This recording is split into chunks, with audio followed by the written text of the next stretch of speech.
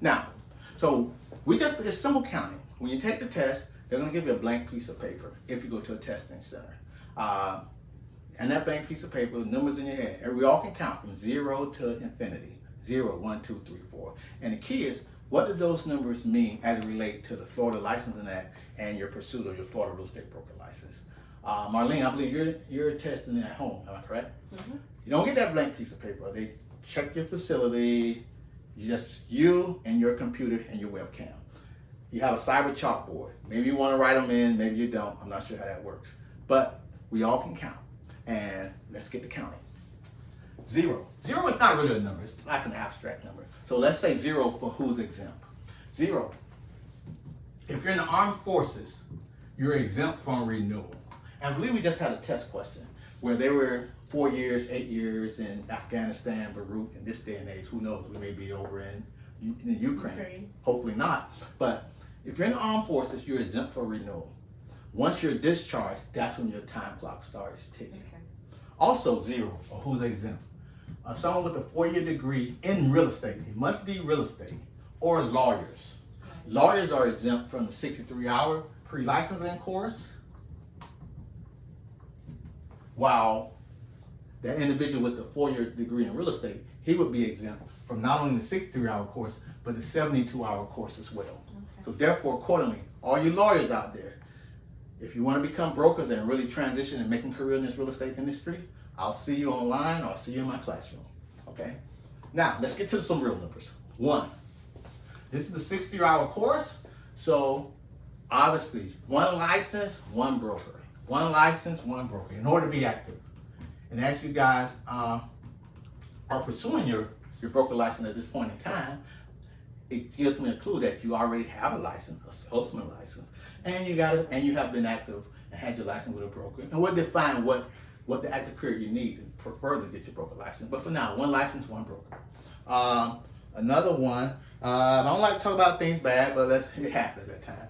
1 first-degree misdemeanor, punishable by 1 year in jail for an inaccurate rental list. Does that mean we have to do rentals? Does it mean they're always available? No. And are they always accurate? No, they're not always accurate. Does that mean not do rentals? Of course you want to do rentals. That's a valuable stream for a lot of licensees, stream of production. However, if you're charging for the rental list, what's the moral story? Don't charge for the rental list unless you're absolutely dead certain it's accurate.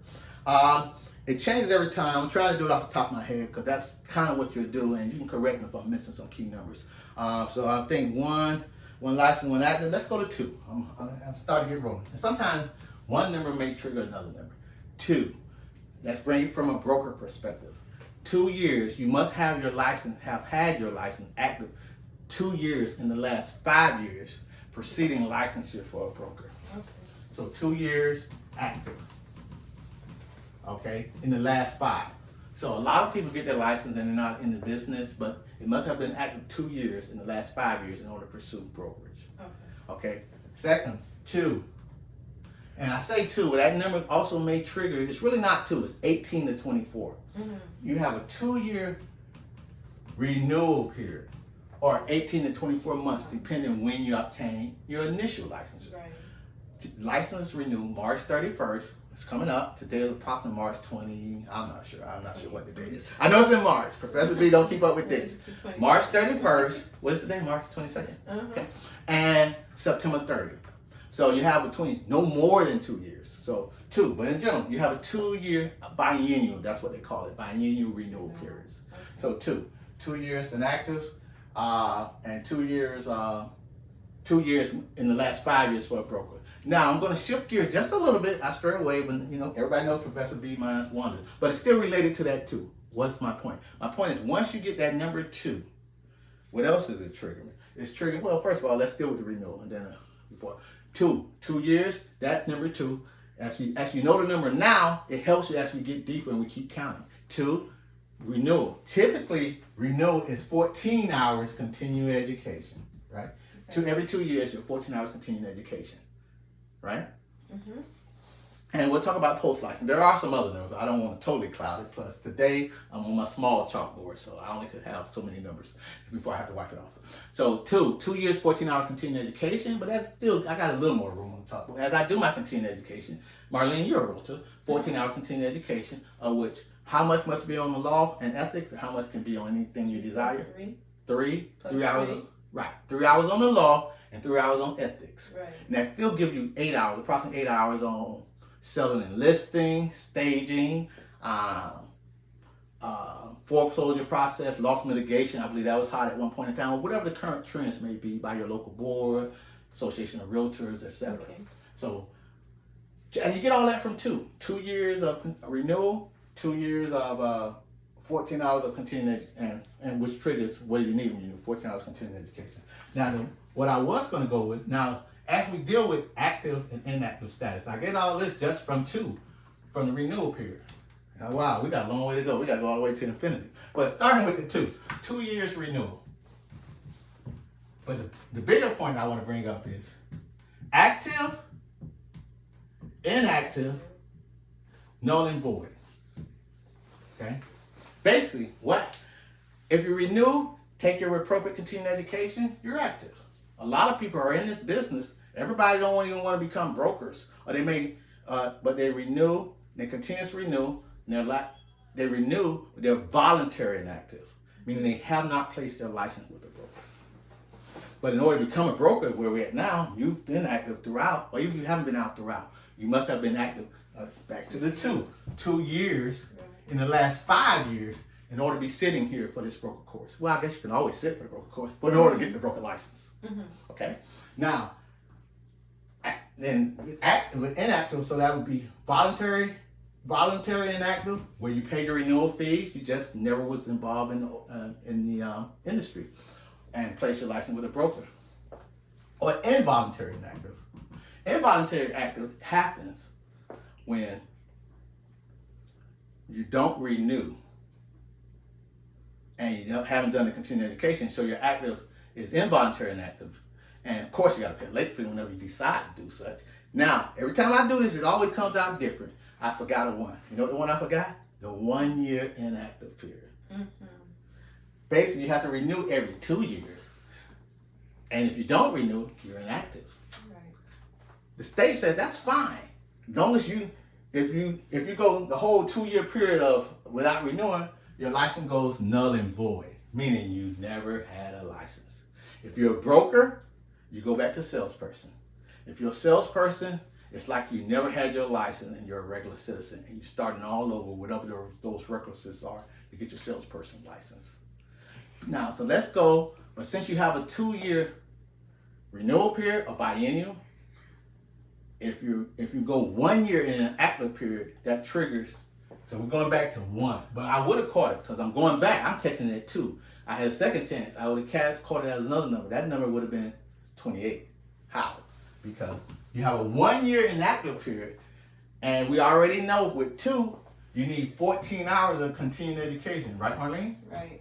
So what the state is saying, since you went 1 year in an inactive period, we're going to penalize you. Again, I guess I'm catching that too. 14 times 2 is 28.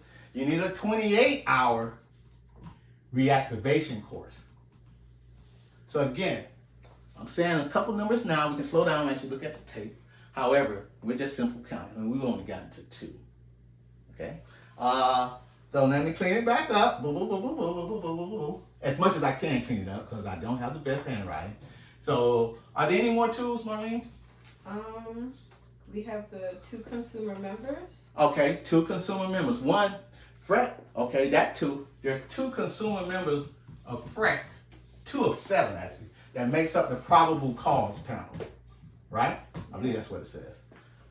And there's 7 members total in FREC. So I'm just moving ahead to try to address numbers before me personally, my adult ADD kicks in, but other people may have other things, or your anxiety, or your nerves, or whatever the case may be. Put these numbers down before, as soon as they give you as much as you can. I guarantee you that's the difference between a 74 and a 75. Okay, 2 FREC members serve on the probable cause panel, and there's 7 FREC members total. Also, you're right, there is another 2 consumer members of FREC.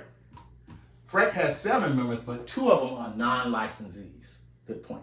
Okay. Also, I believe 002, shifting gears. I'm not sure what chapter that is, but that's as we deal with doc stamps. 002, which is the intangible tax on new mortgages. And since every time I do it differently, I'm going to go ahead this time at this point in time. 002, I usually catch it. I certainly would have caught it if I missed it here. I would have got it at 7. You know why? Right. James Bond. I'm old school. 007. 007, James Bond, Agent 007. 007 times the what? The seller pays it on the what? The sales price. Doc stamps on the deed. 007 times the sales price. The seller pays that. That's the doc stamps on the deed. Right. The buyer pays half of the seller. Half of the seller. Half of 007 times divided by 2 is 0035. Which is what the buyer pays doc stamps on the note or the mortgage. Right. And I know you got some investigating to do, Marlene, because in theory, maybe just off memory, but at a minimum, I'm sure you're going to take a look at that closing statement. Why? Because when there is no mortgage, the buyer will not pay doc stamps. He only paying the doc stamps on the new mortgage. I believe you had a cash buyer, if I'm not mistaken. And so maybe just a little bit of amnesia, but at a minimum, it's worthy of double checking. Right. The buyer does not have to pay those appropriate doc stamps if he pays cash. Right. But the state will always get their money, just like we always have to pay sales tax. The seller will always pay 007 on the sales price. Okay, so we're still on 2? Okay, now we're on 2. Now let's see if I can get some raw counting, because 2, 3. 3. I got my back turned. You can help me out. Can you give me that one? 3. Are you looking at 3? 3 business days. 3 business days. That's important. Oh, I forgot another one, but I caught it back at 3. 3 business days, and this is a very important one for you guys who are licensees, and you guys may already know it. You have 3 business days, the broker, to deposit that check, the earnest money deposit. It must be in a Florida account, and usually when they give you the test question, they'll have like some sort of weekend component or a holiday component, so you can spill that over to the other day. But most important, let's roll it back. I just forgot 2 things at once, but the 2 things I was able to recapture. The licensee, you're a salesperson. Marlene, do you hold on to that check? You haven't got your broker license yet. How long do you hold on to the check? Can you hold on to it? 24 hours. 24 hours, 1. Oh, you want to throw me off with more than if it's 24. But help me out, Marlene. I got you, but right. 1 day. 1. But again, if I miss it at 1, I miss it at 3, I get a chance to catch it at 24. Right. 1 business day. Salesperson. You work for the broker. 1 license, 1 broker, 1 day. Right. Maybe I'll remember it that way. 1 license, 1 broker, 1 day. The salesperson has 1 day, 1 business day to give it to their respective broker. And again, when you're taking the test, they will always have that spillover, maybe a weekend component or some sort of holiday. 1 business day. Okay. Are there any other 3s? I'm cheating. I'm 3. I don't 3 days. Oh, that's a common one. 3 days. We just saw a sample test point. 3 days for the HOA docs, right? Right. For condos, you cancel the contract, not subject to conflict demand, or they get their money back. And for new construction, new development, I'm cheating, going ahead, but since we're on an HOA provision, 15 days for developers, for condos, to review and peruse those condo docs. We're old school mortgage professionals, Marlene, and 3 used to mean something for refinances that relates to mortgage. It may be a question, may not. I know they have a chapter on financing real estate. Right. 3-day right of rescission. Right, on the truth in lending, for refinances and second home. 3 days. Yeah. 3 days right for refinances and second mortgages. Okay. Again, that's not quite real estate, because now you're talking about a refinance. But the point is, as you're dealing with that investor, or you're dealing with someone who's trying to get liquid to purchase a property, that cash buyer, all they need to do is a refinance, whatever. Before they can come to the closing, you got to wait 3 days before they get their proceeds. If their proceeds are coming from a refinance or things of that nature. Okay. I won't belabor 3. 4. Well, I got 3.5. 3.5. I do want to cover this, because just this 3.5 will catch me somewhere. I could have got 0 as well, but 3.5. 3.5% is the typical down payment for FHA mortgage. And we're old school mortgage. 3.5%, but what that does, once I'm in that mind frame, 3.5, okay, well, that triggers 20. What is 20? 20 is the typical down payment for conventional in order to avoid PMI, okay? FHA has what? MIP. And the VA It's guaranteed. partially guarantees 25% of the veteran's down payment. And accordingly, the veteran puts down zero. So we could have got it way back at zero. Mm-hmm. The veteran puts down zero down payment because the VA partially guarantees 25% of their down payment. So again, FHA insures, VA guarantees, conventional has private mortgage insurance. What the VA loan does have is an upfront funding fee. I believe that's approximately 2% as well. FHA has both. They have a finance MIP and they also have a monthly MIP that stays with you for the life of the loan. While conventional, you don't have to put 20% down, but that's what you have to put down to avoid the PMI. But you also, if you have a Fannie 95, a Fannie 97, or a Fannie, where you put 3% or 5% down, but you can get that PMI removed monthly as your property value appreciates, and you can show that the lender's risk level is at 80% or less. So for right now, we covered a lot of territory and I have moved ahead. So right now, I want to go ahead and take a pause, and then we'll just jump right back in at 4.